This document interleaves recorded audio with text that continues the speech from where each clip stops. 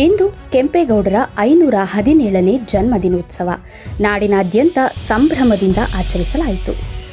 ನಾಡಪ್ರಭು ಹಿರಿಯ ಕೆಂಪೇಗೌಡ ಅವರು ವಿಜಯನಗರ ಸಾಮ್ರಾಜ್ಯದ ಅಧೀನದಲ್ಲಿದ್ದ ಒಬ್ಬ ಪ್ರಸಿದ್ಧ ಪಾಳೆಗಾರರು ಮತ್ತು 16ನೇ ಶತಮಾನದ ದೂರದೃಷ್ಟಿಯುಳ್ಳ ನಾಯಕರು. ಅವರು ಕ್ರಿಸ್ತಶಕ 1537ರಲ್ಲಿ ಬೆಂಗಳೂರು ನಗರವನ್ನು ಸ್ಥಾಪಿಸಿದರು. ಮಣ್ಣಿನ ಕೋಟೆ ಮತ್ತು ವ್ಯವಸ್ಥಿತವಾದ ಪೇಟೆಗಳನ್ನು ನಿರ್ಮಿಸುವ ಮೂಲಕ ಆಧುನಿಕ ಬೆಂಗಳೂರಿಗೆ ಭದ್ರ ಬುನಾದಿ ಹಾಕಿದರು. ಮೊರಸು ಒಕ್ಕಲಿಗ ಕೃಷಿಕ ಸಮುದಾಯಕ್ಕೆ ಸೇರಿದ ಕೆಂಪೇಗೌಡರನ್ನು ಆಧುನಿಕ ಬೆಂಗಳೂರಿನ ಶಿಲ್ಪಿ ಹಾಗೂ ಕರ್ನಾಟಕದ ಅತ್ಯಂತ ಐತಿಹಾಸಿಕ ವ್ಯಕ್ತಿಗಳಲ್ಲಿ ಒಬ್ಬರೆಂದು ಪರಿಗಣಿಸಲಾಗುತ್ತದೆ.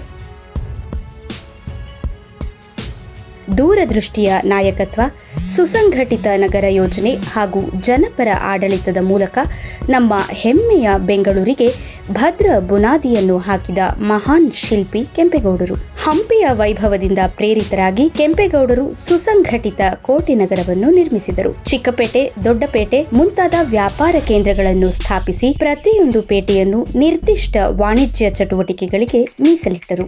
ನಗರದ ಸುಸ್ಥಿರ ಬೆಳವಣಿಗೆಗಾಗಿ ಅನೇಕ ಕೆರೆಗಳು, ಕಟ್ಟೆಗಳು ಹಾಗೂ ನೀರಾವರಿ ವ್ಯವಸ್ಥೆಗಳನ್ನು ನಿರ್ಮಿಸಿದರು. ಕೆಂಪಾಂಬುಧಿ ಕೆರೆ, ಹಲಸೂರು ಕೆರೆ ಸೇರಿದಂತೆ ಅನೇಕ ಜಲಾಶಯಗಳು ಅವರ ದೂರದೃಷ್ಟಿಯ ಸಾಕ್ಷಿಗಳಾಗಿವೆ. ಬೆಂಗಳೂರಿನ ಭವಿಷ್ಯದ ಗಡಿಗಳನ್ನು ಗುರುತಿಸಲು 4 ಪ್ರಸಿದ್ಧ ಗೋಪುರಗಳನ್ನು ನಿರ್ಮಿಸಿದರು. ಲಾಲ್ಬಾಗ್, ಮೇಖ್ರಿ ವೃತ್ತ, ಹಲಸೂರು ಹಾಗೂ ಕೆಂಪಾಂಬುಧಿ ಪ್ರದೇಶಗಳಲ್ಲಿ ಇಂದಿಗೂ ಈ ಗೋಪುರಗಳು ನಗರದ ಇತಿಹಾಸದ ಸಂಕೇತಗಳಾಗಿ ನಿಂತಿವೆ. ವಿದ್ಯಾವಂತರಾಗಿದ್ದ ಕೆಂಪೇಗೌಡರು ಸಾಹಿತ್ಯ, ಕಲೆ ಹಾಗೂ ಸಂಸ್ಕೃತಿಗೆ ಉತ್ತೇಜನ ನೀಡಿದರು. ಕೆಂಪೇಗೌಡರ ಹೆಸರು ಇಂದಿಗೂ ಬೆಂಗಳೂರಿನ ಗುರುತಿನ ಅವಿಭಾಜ್ಯ ಅಂಗವಾಗಿದೆ. ಕೆಂಪೇಗೌಡ ಅಂತಾರಾಷ್ಟ್ರೀಯ ವಿಮಾನ ನಿಲ್ದಾಣ ಬೆಂಗಳೂರಿನ ಜಾಗತಿಕ ಪ್ರವೇಶ ದ್ವಾರವಾಗಿದೆ. ವಿಮಾನ ನಿಲ್ದಾಣದ ಆವರಣದಲ್ಲಿರುವ 108 ಅಡಿ ಎತ್ತರದ ಪ್ರಗತಿಯ ಪ್ರತಿಮೆ ಸ್ಟ್ಯಾಚ್ಯೂ ಆಫ್ ಪ್ರಾಸ್ಪೆರಿಟಿ ಕೆಂಪೇಗೌಡರ ಸ್ಮರಣಾರ್ಥ ನಿರ್ಮಿಸಲಾದ ಭವ್ಯ ಸ್ಮಾರಕವಾಗಿದೆ.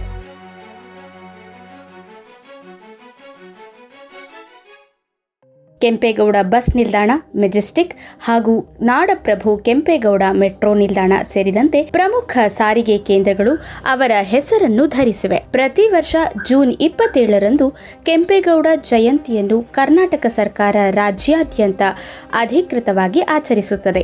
4 ಶತಮಾನಗಳಿಗೂ ಅಧಿಕ ಕಾಲ ಕಳೆದರೂ ನಾಡಪ್ರಭು ಹಿರಿಯ ಕೆಂಪೇಗೌಡರು ದೂರದೃಷ್ಟಿಯ ನಗರ ನಿರ್ಮಾಪಕ, ಸಮರ್ಥ ಆಡಳಿತಗಾರ ಹಾಗೂ ಸಂಸ್ಕೃತಿ ಪೋಷಕರಾಗಿ ಸ್ಮರಿಸಲ್ಪಡುತ್ತಾರೆ. ಅವರು ನಿರ್ಮಿಸಿದ ಅಡಿಪಾಯದ ಮೇಲೆಯೇ ಬೆಂಗಳೂರು ಎಂದು ಭಾರತದ ಪ್ರಮುಖ ತಂತ್ರಜ್ಞಾನ ಮತ್ತು ಜಾಗತಿಕ ಮಹಾನಗರಗಳಲ್ಲಿ ಒಂದಾಗಿ ಬೆಳೆದಿದೆ.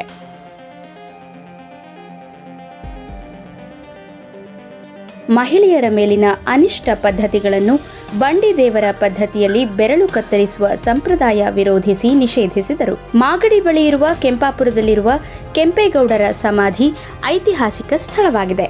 ಸಿಎಂ ಡಿಕೆ ಶಿವಕುಮಾರ್ ಅವರು ನಾಡಪ್ರಭು ಕೆಂಪೇಗೌಡರ 517ನೇ ಜಯಂತಿಯ ಪ್ರಯುಕ್ತ ಕೆಂಪೇಗೌಡ ಅಂತಾರಾಷ್ಟ್ರೀಯ ವಿಮಾನ ನಿಲ್ದಾಣದ ಬಳಿ ಕೆಂಪೇಗೌಡರ ಪ್ರತಿಮೆಗೆ ಶನಿವಾರ ಮಾಲಾರ್ಪಣೆ ಮಾಡಿ ಮಾತನಾಡಿದರು. ಆದಿಚುಂಚನಗಿರಿ ಶ್ರೀ ನಿರ್ಮಲಾನಂದ ಸ್ವಾಮೀಜಿ ಮತ್ತಿತರರು ಉಪಸ್ಥಿತರಿದ್ದರು.